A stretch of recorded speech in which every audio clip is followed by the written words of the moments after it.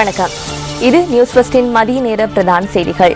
விரிவான செய்திகளுக்கு செல்லும் முன்னர் முதலில் இன்றைய தலைப்புச் செய்திகள். ரியோ+20 பசுமை மாநாட்டில் ஜனாதிபதி இன்று உரை நிகழ்த்த உள்ளார்.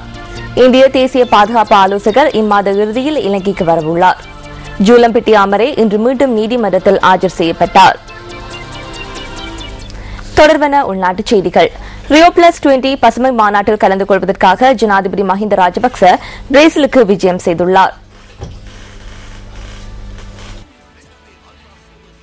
இந்த மாநாட்டில் ஜனாதிபதி இன்று மாலை உரையாற்ற உள்ளதாக ஜனாதிபதி ஊடக இணைப்பு செயலாளர் விஜயானந்த ஹேரத் குறிப்பிட்டார். அனைவருக்கும் பாதுகாப்பான தூய்மையான சூழல் ஒன்றை உருவாக்கும் நோக்கில் ரியோ+20 பசுமை மாநாடு நடைபெறுகின்றது. இந்த மாநாட்டில் பிரதான 2 விடயங்கள் தொடர்பில் ஆராயப்பட உள்ளதுடன் உணவு பாதுகாப்பு, விவசாயம், பாரிய அனர்த்தங்கள் தொடர்பான முன்னாயத்தங்கள் தொடர்பில் கவனம் செலுத்தப்பட உள்ளதாக ஜனாதிபதி ஊடக இணைப்பு செயலாளர் தெரிவித்தார். பிரேசிலின் ரியோ டி ஜெனிரோவில் நடைபெறும் இந்த மாநாட்டில் 146 அரசு தலைவர்கள் கலந்து கொள்ள உள்ளதாக அவர் கூறினார்.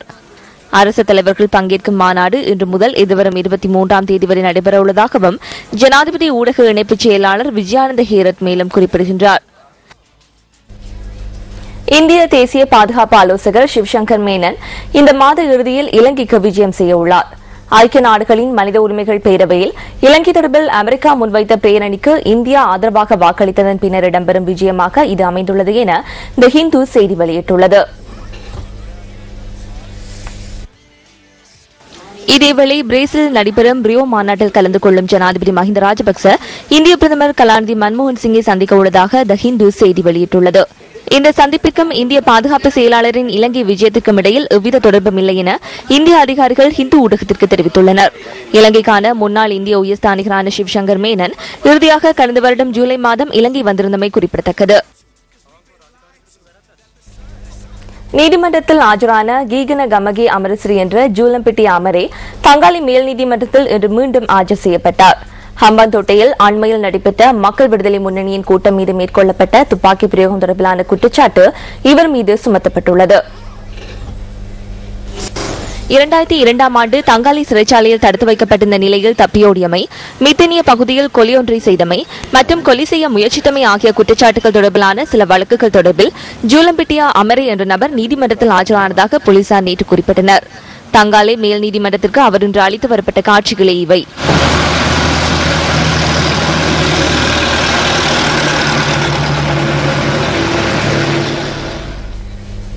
இலங்கை தமிழர் விவகாரத்தினை முன்னிலைப்படுத்தி குடியரசுத் தலைவர் தேர்தலை புறக்கணிக்க தமிழகத்தின் முக்கிய எதிர்க்கட்சியான தேசிய முற்போக்கு திராவிட கழகம் தீர்மானித்துள்ளது.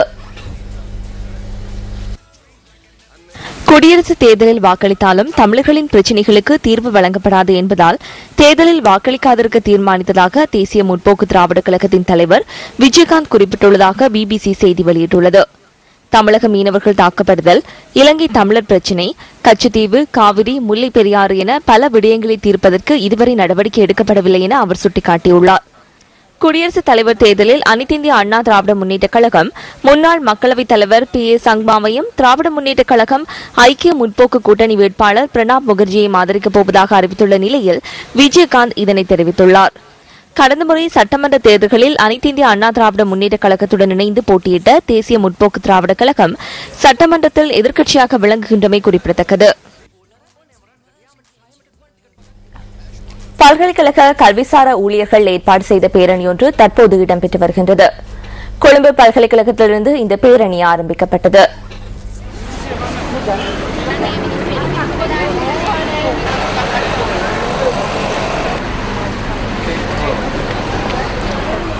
கலாநிதி குணதாச அமரசேகரவினால் எழுதப்பட்ட நூல் மற்றும் அதன் மொழிபெயர்ப்பு நேற்று வெளியிடப்பட்டது.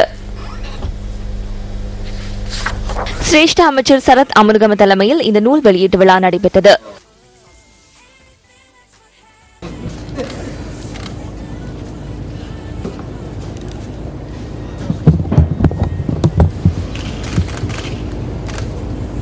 සමාජ දේශපාලන කාර්යධරයා කියන කාර්යභාරය මම හිතන්නේ පහුගිය අවුරුදු 30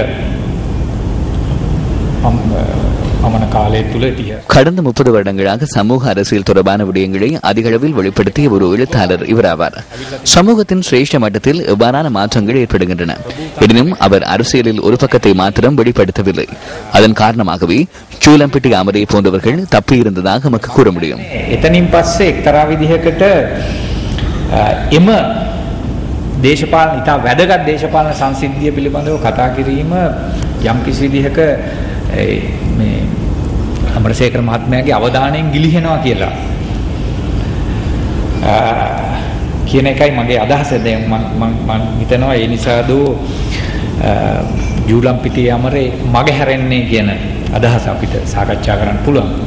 ක්‍රිස්ටෝෆර් ආවේ 78 කල්නි විශ්වවිද්‍යාලයට. ජූලම්පිටිය අමරේ 1978 ஆண்டு கிறிஸ்டோபர் கலனி பல்கலைக்கழகத்துக்கு வருகை தந்தார். 2012 ஆண்டு ஜூலம்பிட்டி அமரே வந்தார்.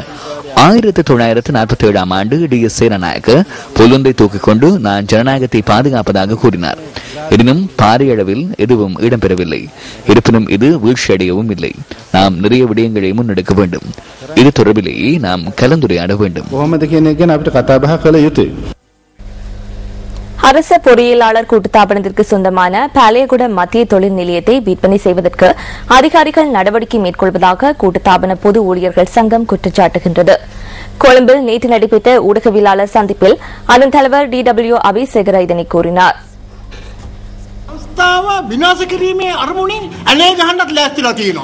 ඒක ප්‍රධාන දේ තමයි අවුරුදු 50 වුණ කාලයක් පවත්වාගෙන 50 வருடங்களாக நடத்தி செல்லப்பட்ட பாலியகுட மத்திய தொழில் நிலையத்தை விற்பனை செய்வதற்கு நடவடிக்கை எடுக்கப்பட்டுள்ளது. இதனை யாருக்கு விற்பனை செய்ய போகிறார்கள்? நாட்டின் தற்போதைய அரசாங்கத்தின் நடவடிக்கைகளுக்கு அமைய இதனை நாட்டின் அபிவிருத்தி நடவடிக்கைகளுக்காக விற்பனை செய்யவில்லை. கூட்டுத்தாபனத்தின் நிர்வாகத்திடம் நிதி இல்லை.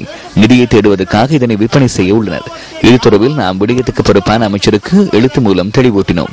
இதனை மேற்கொள்ள வேண்டாம் என இது தேசிய ரீதியிலான குற்றம் எனவும் நாம் அறிவித்தோம். ඒකාබද්ධ සංවිධානය උරුසමිති ඒකාබද්ධ සංවිධානය සංස්ථාවට සංස්ථාවේ පාලනාධිකාරියට සංස්ථාබාර ඇමතිවරයාට පැහැදිලිව කියලා තියෙනවා ලිඛිතව අපි කිව්වා මේක කරන්න එපා මේක ජාතික අපරාධයක්. இந்த ஊடகவியலாளர் சந்திப்பில் அரசாங்கத்தை பிரதிநிதித்துவப்படுத்தும் அனைத்து தொழிற்சங்கங்களும் கலந்து கொண்டிருந்தமை குறிப்பிடத்தக்கது. இது தொடர்பில் நாம் வினவிய போது அனைத்து குற்றச்சாட்டுகளையும் நிராகரிப்பதாக இலங்கை அரச பொறியியலாளர் கூட்டுத்தாபனத்தின் தலைவர் ஜெகத் பெரேரா தெரிவித்தார்.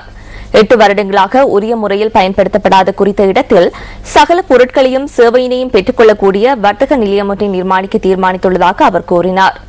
நிர்மாண பணிகள் இடம்பெறும் நிலப்பரப்பு இலங்கை அரச பொறியியலாளர் கூட்டுத்தாபனத்திற்கு சொந்தமானது எனவும் அவர் சுட்டிக்காட்டினார்.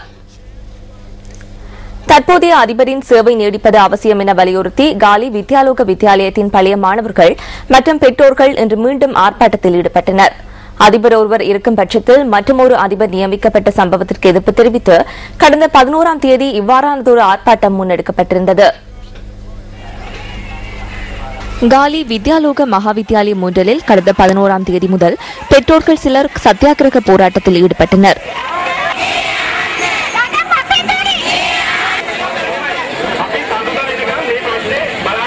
தற்போதைய அதிபரின் சேவை தொடர்ந்து நீடிக்க வேண்டும் எனவும் அவர்கள் சுட்டிக்காட்டினார்கள்.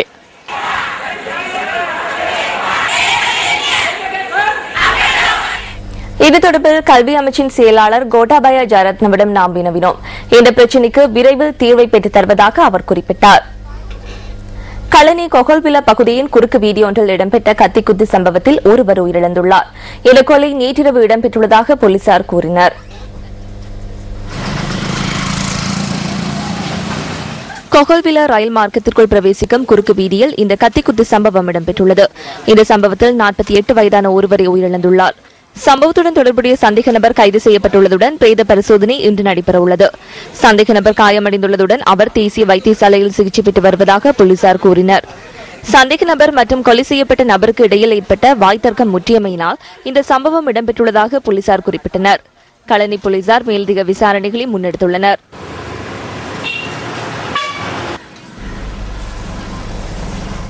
மெதிரிகிரிய பிசோ பண்டார பகுதியில் இடம்பெற்ற வெடிச்சம்பவத்தில் பெண் ஒருவர் உயிரிழந்துள்ளார்.